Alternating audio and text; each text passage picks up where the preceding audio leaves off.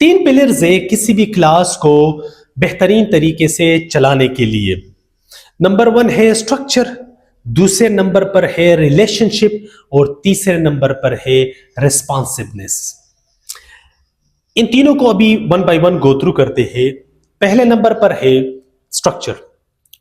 कोई भी टीचर किसी भी क्लास में जब एंटर होता है या होती है तो वो अपने साथ एक स्ट्रक्चर भी लेकर चल रहा होता है वो क्लास में। अब ये स्ट्रक्चर क्या है?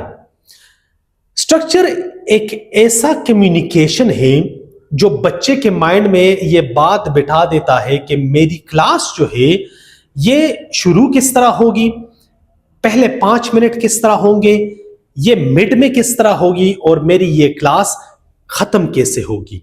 और ये स्ट्रक्चर ये बच्चे के माइंड में जो बन जाता है ये एक बेहतरीन टीचर ही बनाता है। और ये स्ट्रक्चर खराब भी होता है कि अगर एक बेहतरीन टीचर, अच्छा टीचर, उसने अपने स्ट्रक्चर पे काम किया हो और अपने बच्चों को ये एहसास दिलाया हो कि मैं इसी क्लास के जरिए आप लोगों को ट्रस्ट बिल्ड करूंगा, आप लोगों को इमोशनल सेफ एनवायरनमेंट के जरिए ही पढ़ाऊंगा, आप लोगों के जितने भी क्वेश्चंस है या आर्गुमेंट्स है या दलाइल है या डिस्कशंस है उसको मैं वेलकम करूंगा।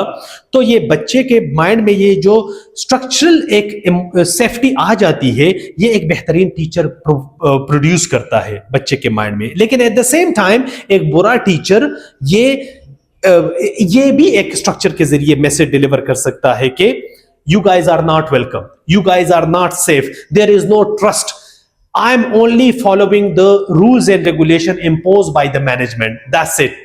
तो ये दो किस्म के स्ट्रक्चर्स होते हैं। बेहतरीन टीचर जो होता है वो अपने स्ट्रक्चर के जरिए एक बच्चे को अपने साथ लेकर चल रहा होता है और उसको पता होता है कि मेरा ये बच्चा इस स्ट्रक्चर पे बिलीव करता है। और ये बच्चे के माइंड में भी ये बात होती है कि फ्ला टीचर जो है, आप लोगों ने वैसे ये नोट किया होगा कि बच्चा कहता है ना कि फ्ला टीचर की क्लास अच्छी लगती है, फ्ला टीचर की क्लास अच्छी नहीं लगती। क्यों? क्योंकि यही स्ट्रक्चर होता है और उस बच्चे को इसका पता होता है कि ये शुरू किस तरह होगी, मिड में किस तरह होगा और इसकी कंक्लूजन किस तरह होगी।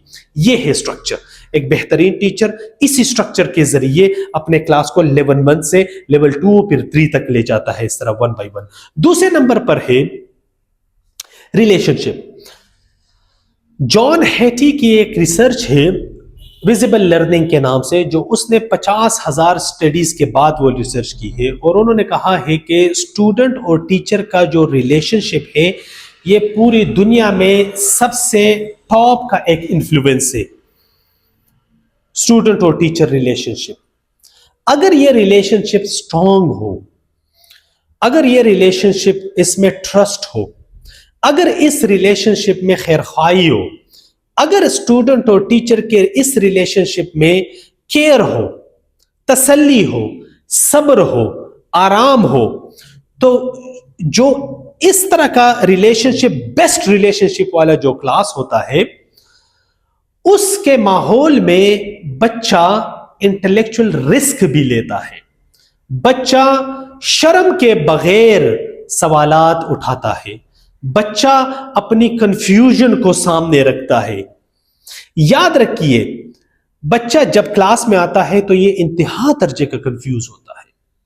अगर इसी रिलेशनशिप के जरिए एक बेहतरीन उस्ताद उस बच्चे को ये एहसास दिलाए कि मैं आपका खैर ख्वाह हूं, आपके जितनी भी कंफ्यूजन है आप और मैं इस वजह से आए हैं कि उस कंफ्यूजन को दूर कर ले, तो और अगर उस्ताद इस बात को बच्चे के माइंड में इसी रिलेशनशिप के जरिए फीड करने में कामयाब हो गया तो यकीन जाने वो विनर है, वो टीचर।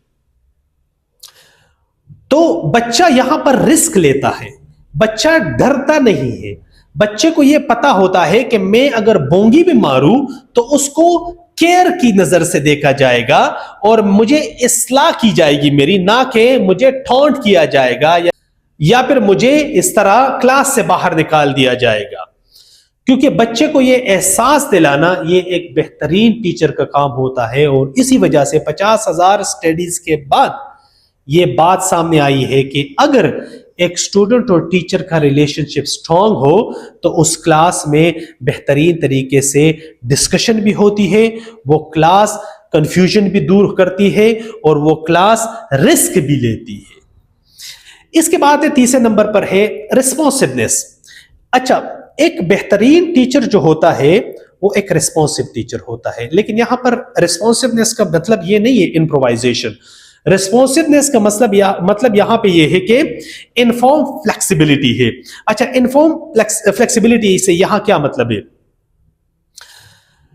टीचर ने एक रात पहले लेसन प्लान किया होता है, लेकिन टीचर ने वो जो लेसन प्लानिंग की होती है या फिर कोई एक्टिविटी डिजाइन की होती है तो वो एक हाइपोथेटिकल स्टूडेंट्स के लिए की होती है, लेकिन जब वही टीचर क्लास में आती है तो उसको उसके सामने एक कॉम्प्लेक्स सिचुएशन होती है, उसके सामने एक रियल सिचुएशन होती है।